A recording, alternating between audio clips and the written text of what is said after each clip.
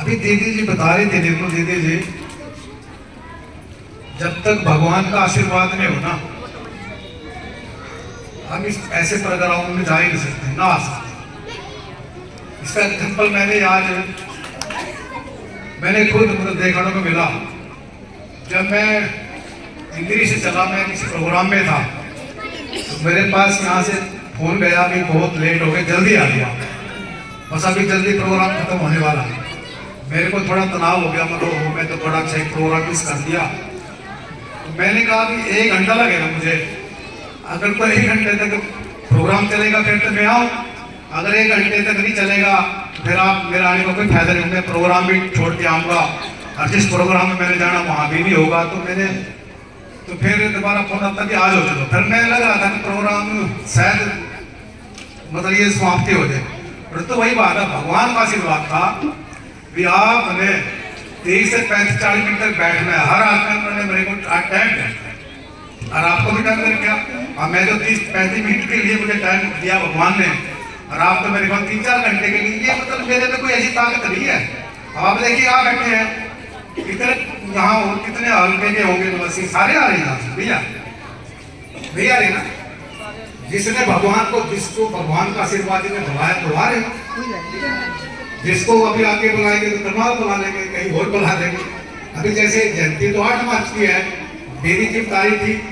भी, क्योंकि 1 महीना पहले प्रोग्राम हो जाते हैं, इसलिए हो जाते हैं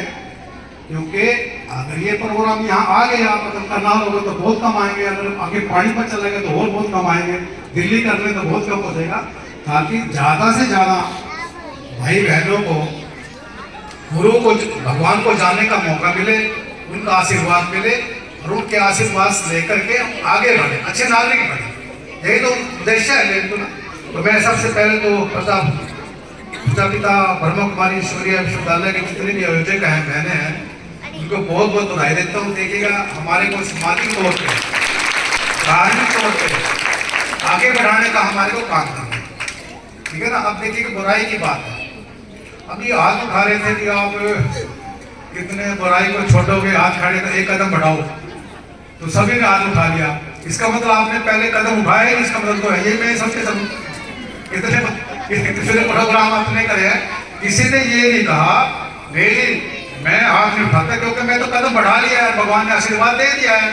सारे ने हाथ उठा लिया। इसका मतलब अभी कमियां है हमारे में, इसका मतलब क्या है, थोड़ा है, ठीक है ना। तो मैं देखिएगा निश्चित तौर से पहले तो ये जो संस्था है, पहले तो हमारे को, हम क्या है, हमारे को समझने का मौका देते हैं, हमें अपने आप को समझे,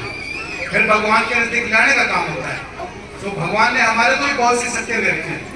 हमारे को इतनी बढ़िया रचना करके हमारे शरीर की, हमारे को इस संसार में भेजा है, भेजाओ भाई भगवान का नाम लो, अच्छे कर्म करो, इसलिए भेजा है ना। हमारी कितनी बढ़िया रचना करके एक इंसान के रूप में हमारे को भेजा। जब भगवान को भेजा है, भेजते समय उसने किसी के साथ भेदभाव नहीं किया, वही भेदभाव नहीं किया, इसमें टैलेंट ज्यादा आ जाएगा, इसमें बुद्धि ज्यादा है तो उसमें कम आ जाएगी, ज्यादा किसी भी समाज में पैदा हो गया, किसी घर में पैदा हो गया, उसको इतनी समान इंटेलिजेंसी, उसको योग्यता दे करके यहाँ पर भेजा है। अगर कहीं हम ये हमारे को समझ पा जाए,